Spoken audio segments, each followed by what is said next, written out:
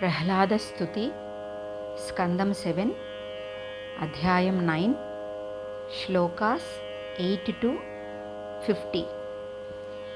प्रह्लाद उवाच ब्रह्मादयः सुरगणा मुनयोऽथ सिद्धाः सत्त्वैकतानमतयो वचसां प्रवाहैः नाराधितुं पुरुगुणैरधुनापि पिप्रुः किं तोष्टुमर्हति समे हरिरुग्रजातेः मन्ये धनाभिजनरूपतपश्रुतौजः तेजः प्रभावबलपौरुषबुद्धियोगाः नाराधनाय हि भवन्ति परस्य पुंसो भक्त्या तु तोष भगवान् गजयूथपाय विप्राद्विषद्गुणयुतादरविन्दनाभ पादारविन्दविमुखात् श्वपचं वरिष्ठं मन्ये तदर्पितमनो वचने हितार्थं प्राणं पुनाति सकुलं न तु भूरिमानः नैवात्मनः प्रभुरयं निजलाभपूर्णो मानं जनादविदुषः करुणो वृणीते यद्यज्जनो भगवते विदधीतमानम् तच्चात्मने प्रतिमुखस्य यथा मुखश्रीः तस्मादहं विगतविक्लव ईश्वरस्य सर्वात्मना महि गृह्णामि यथा मनीषं नीचो जया गुणविसर्गमनुप्रविष्टः पूयेत येन हि पुमान् अनुवर्णितेन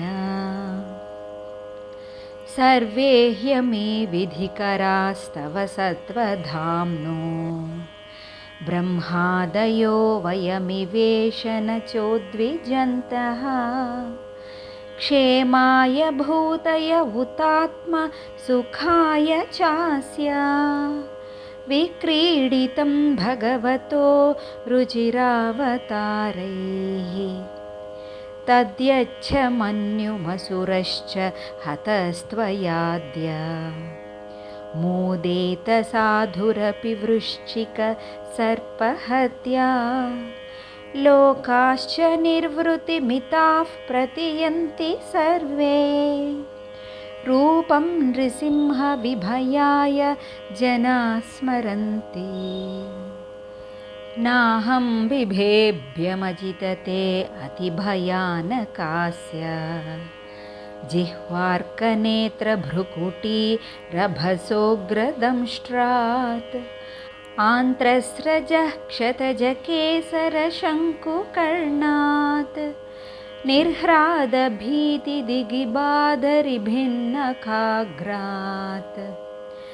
त्रस्तोऽस्म्यहं कृपणवत्सलदुस्सहोग्र संसारचक्रकदनात् ग्रसतां प्रणीतः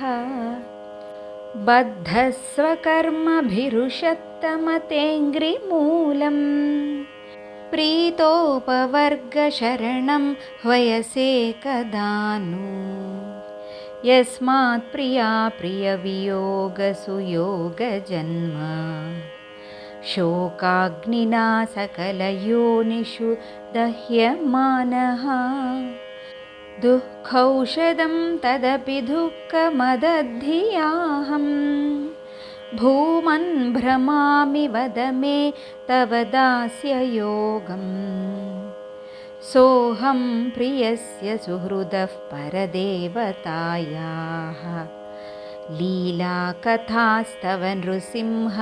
विरिञ्च गीताः अञ्जस्तितर्म्यनुगृह्णन् गुणविप्रमुक्तो दुर्गाणि ते पदयुगालय हंससङ्गः बालस्य नेह शरणं पितरो नृसिंह नार्तस्य चागदमुदन्वति मज्जतो नौः तप्तस्य तत्प्रतिविधिर्य इहाञ्जसेष्टः तावद्विभो तनुभृतां त्वदुपेक्षितानाम् यस्मिन् यतो यर्हि येन च यस्य यस्मात् यस्मै यथा यदुतयस्त्वपरः परो वा भावः करोति विकरोति पृथक् स्वभावः सञ्चोदितस्तदखिलं भवतः स्वरूपम् मायामनःसृजति कर्ममयं बलीयः कालेन चोदितगुणानुमतेन पुंसः छन्दोमयं यदजयार्पितषोडशारम् संसारचक्रमजकोतितरे त्वदन्यः सत्वं हि नित्यविजितात्मगुणस्वधाम्ना कालो वशीकृतविसृज्य विसर्गशक्तिः चक्रे विसृष्टमजयेश्वर षोडशारे निष्पीड्यमानमुपकर्ष विभो प्रपन्नम् दृष्टा मया दिवि विभो अखिलधिष्ण्यपानाम् आयुश्रियो विभव इच्छति याञ्जनोऽयम् ये स्मत्पितुः कुपितहास विजृम्भितभ्रू विस्फूर्जितेन लुलिता स तु ते निरस्तः तस्मादमुस्तनुभृताम् अहमाशिषोऽज्ञ आयुश्रियं विभवमैन्द्रियमाविरिञ्चात् नेच्छामि ते विलुलितान् उरुविक्रमेण कालात्मनोपनय मां निजभृत्य पार्श्वम् कुत्राशिषश्रुतिसुखा मृगतृष्णिरूपाः वेदं कळेवरमशेषरुजां विरोहः निर्विद्यते न तु जनो यदपीति विद्वान् कामानलं मधुलवैश्यमयन् दुरापैः क्वाहं रजः प्रभव ईश तमोऽधिकेऽस्मिन् जातः सुरेतरकुले क्व तवानुकम्पा न ब्रह्मणो न तु भवस्य न वैरमाया यन्मेऽर्पितः शिरसि पद्मकरः प्रसादः नैषा परावरमतेर्भवतो ननु स्यात् जन्तोर्यतात्मसुहृदो जगतस्तथापि संसेवया सुरतरोरिव ते प्रसादः सेवानुरूपमुदयो न परावरत्वम् एवं जनं निपतितं प्रभवा हि कूपे कामाभिकाममनुयः प्रपतन् प्रसङ्गात् कृत्वात्मसात् सुरर्षिणा भगवन् गृहीतः सोऽहं कथन्नु विसृजे तव भृत्य सेवाम् मत्प्राणरक्षणमनन्तपितुर्वधश्च मन्ये स्वभृत्य ऋषिवाक्यमृतं विधातुम् खड्गं प्रहृष्य यदवोचद सद्विदित्सुः त्वामीश्वरो मदपरोऽवतु कं हरामि एकस्त्वमेव जगते तदमुष्य यत्त्वम् आद्यन्तयो पृथक् अवस्यसि मध्यतश्च सृष्ट्वा गुणव्यतिकरं निजमाययेदम् नानेव तैरवसितस्तदनुप्रविष्टः त्वं वा इदं सदसतीश भवांस्ततोऽन्यो माया यदात्मपरबुद्धिरियं ह्यपार्था यद्यस्य जन्मनिधनं स्थितिरीक्षणं च तद्वै तदेव वसुकालवदष्टितर्वोः न्यस्येदमात्मनि जगद्विलयाम्बुमध्ये शेषेत्मना निजसुखानुभवो निरीहः योगेन मीलितदृक् आत्मनिपीतनिद्रः तुर्ये स्थितो न तु तमो न गुणांश्च युङ्क्षे तस्यैव ते वपुरिदं निजकालशक्त्या सञ्चोदितप्रकृतिधर्मण आत्मगूढम् अम्भस्यनन्तशयनाद्विरमत्समाधेः आभेरभूत् स्वकणिकावटवन्महाब्जम् तत्सम्भवः कविरतोऽन्यदपश्यमानः त्वां बीजमात्मनि ततं स्वबहिर्विचिन्त्य नाविन्ददब्धशतमप्सु निमज्जमानो जातेऽङ्कुरे कथमुहोपलभेत बीजम् सत्त्वात्मयोनिरतिविस्मित आस्थितोऽब्जम् कालेन तीव्रतपसा परिशुद्धभावः त्वामात्मनीश भुवि गन्धमिवाति सूक्ष्मं भूतेन्द्रियाशयमये विततं ददर्श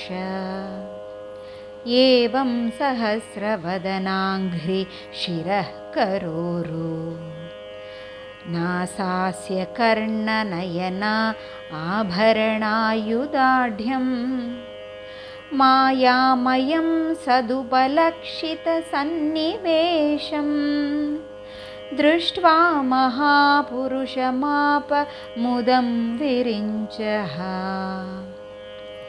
तस्मै भवान् हयशिरस्तनुवञ्च बिभ्रत् वेदद्रुहावति बलौ मधुकैटभाख्यौ हत्वा नयश्रुतिगणांस्तु रजस्तमश्च सत्वं तव प्रियतमां तनुमामनन्ते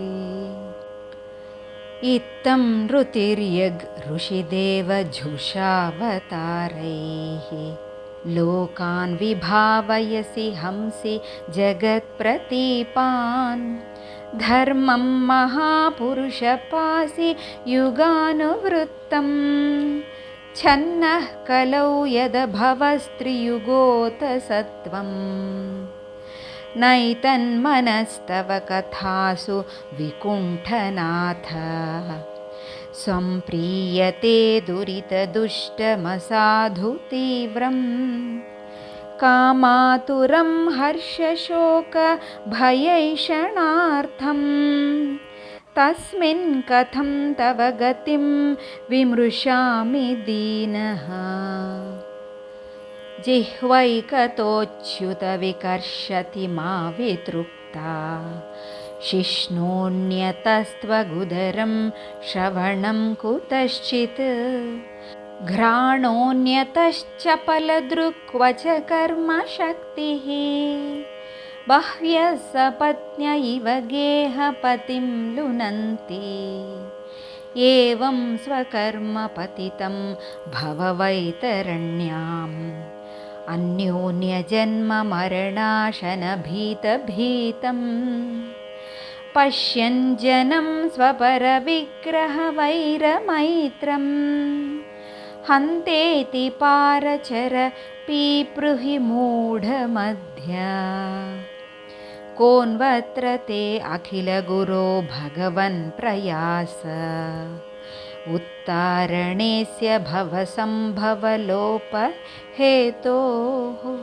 मूढेषु वै महदनुग्रह आर्तबन्धो किं तेन ते प्रियजनान् अनुसेवतां नः नैवोद्विजे परदुरत्ययवैतरण्याः तद्वीर्यगायनमहा अमृतमग्नचित्तः शोचेततो विमुखचेतस इन्द्रियार्था मायासुखाय भरमुद्वहतो विमूढान् प्रायेण देवमुनयस्वविमुक्तिकामा मौनं चरन्ति विजनेन परार्थनिष्ठाः नैतान् विहाय कृपणान् विमुमुक्षये को नान्यं त्वदस्य शरणं भ्रमतोऽनुपश्ये यन्मैथुनादिगृहमेधिसुखं हि तुच्छं कण्डूयनेन करयोरिव धुक्कं तृप्यन्ति नेह कृपणा बहुदुःखभाजः कण्डूतिवन्मनसिजं विषहेतधीरः मौनव्रतश्रुततपोध्ययनस्वधर्मा व्याख्यारहो जपसमाधय आपवर्ग्याः प्रायः परं पुरुषते त्वजितेन्द्रियाणां वार्ता भवन्त्युत न वात्र तु दाम्भिकानाम् रूपे इमे सदसति तव वेदसृष्टे बीजाङ्कुराविव न चान्यदरूपकस्य युक्ताः समक्षमुभयत्र विचिन्वते त्वां योगेन वह्निमिव दारुषु नान्यतस्यात् त्वं वायुरग्निरवनेर्वियदम्बुमात्राः प्राणेन्द्रियाणि हृदयं चिदनुग्रहश्च सर्वं त्वमेव सगुणो विगुणश्च भूमन् नान्यत्वदस्त्यपि मनो वचसा निरुक्तम् नैते गुणान् गुणिनो महदादयो ये सर्वे मनः प्रभृतयः सह देवमर्त्याः आद्यन्तवन्त उरुगाय विदन्ति हि त्वाम् एवं विमृश्य सुधियो विरमन्ति शब्दात् तत्तेऽर्हत्तमनमस्तुतिकर्मपूजाः कर्मस्मृतिश्चरणयो श्रवणं कथायां संसेवया त्वयि विनेति षडङ्गया किं भक्तिं जनः परमहंसगतौ लभेत। इति श्रीप्रह्लादस्तुति सम्पूर्णं। श्रीहरये नमः। श्रीहरये नमः। श्रीहरये नमः। गोपिका जीवनस्मरणं गोविन्दा गोविन्दा। सद्गुरुनाथ महाराज की जय। राधे राधे।